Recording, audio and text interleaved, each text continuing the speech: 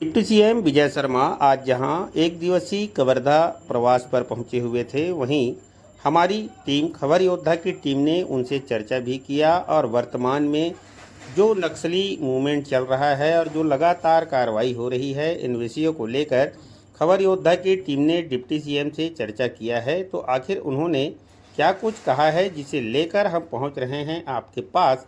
आप बने रहे खबर योद्धा के साथ।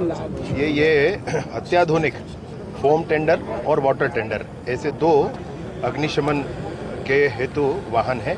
हमारे यहाँ एसडीआरएफ में इसकी बहुत आवश्यकता थी।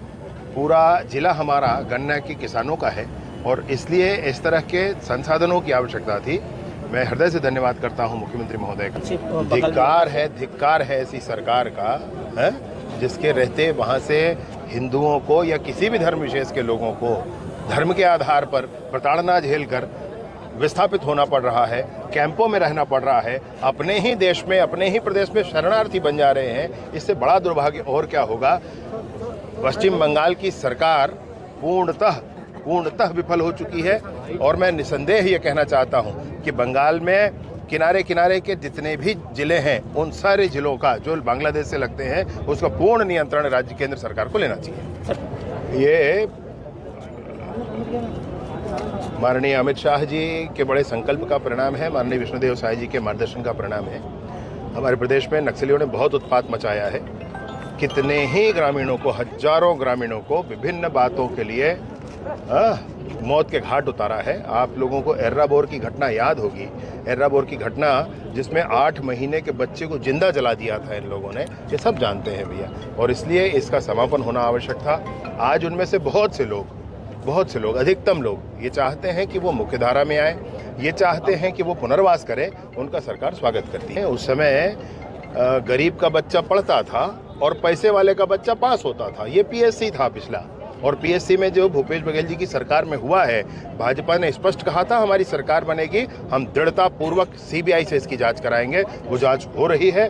कुछ अंदर है, कुछ अंदर जाने को तैयार है। और मैं आपसे ये भी कहना चाहता हूं कि जो कुछ पता चला है जांच में के आधार पर, आप लोगों के माध्यम से ही पता चला है, वो ये है कि किसी रिसोर्ट में बिठा करके प्रश्न पत्र हल करवाए जाते थे।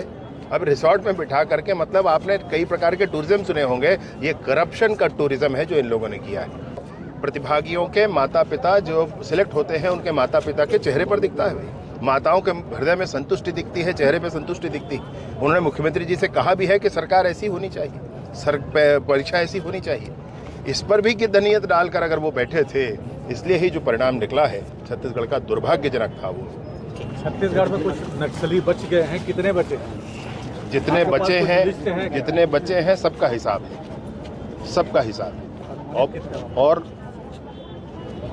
अब वो 3 तरह के हैं, जनताना सरकार के हैं, मिलिशिया के हैं, सीएनएम के हैं, और चौथा है हार्डकोर जो होते हैं। तो अलग अलग कैटेगरी सबकी है। इन सारे में कुछ ना कुछ शेष है। इसमें अब जनता ही उमड़ पड़ी है नक्सलियों को वापस लाने के लिए, मूल धारा में, मुख्य धारा में लाने के लिए, पुनर्वास कराने के लिए। और मैं सोचता हूँ कि बस्तर के गांव-गांव तक विकास की गंगा पहुंचाना विष्णुदेव जी की सरकार का लक्ष्य है। माननीय अमित शाह जी का बड़ा संकल्प है, ये पूरा होकर रहेगा। आपको हमारी यह जानकारी अच्छी लगी हो तो आप हमारे चैनल खबर योद्धा को लाइक, शेयर और सब्सक्राइब जरूर करें। इसके साथ ही बेल आइकन दबाना ना भूलें, जिससे हमारी पहली वीडियो सबसे पहले पहुंचेगी आपके पास।